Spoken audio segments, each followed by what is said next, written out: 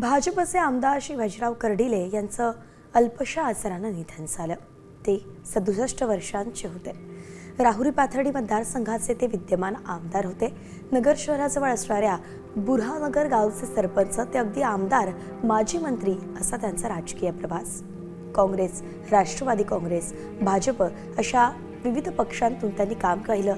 तर नगर शहराचे राष्ट्रवादी काँग्रेसचे आमदार संग्राम जगताप यांचे ते सासरे होते। राहुरी नगर पाथर्डी मतदारसंघाचे आमदार श्री शिवाजी कर्डिले यांचं आज पहाटे दुःखद निधन झालेलं आहे। त्यांच्या खरं अशा जाण्यानं त्यांचे कुटुंबीय असतील, त्यांचे नातेवाईक किंवा त्यांचा मानणारा वर्ग असेल, यांना सर्वांना जे दुःख झालं आहे ते मोठं दुःख त्यांच्या अशा अचानक जाण्यानं सर्वांना झालेलं आहे। आम्ही तनपुरे कुटुंबीय त्यांच्या कर्डिले कुटुंबाच्या दुःखात सहभागी आहोत।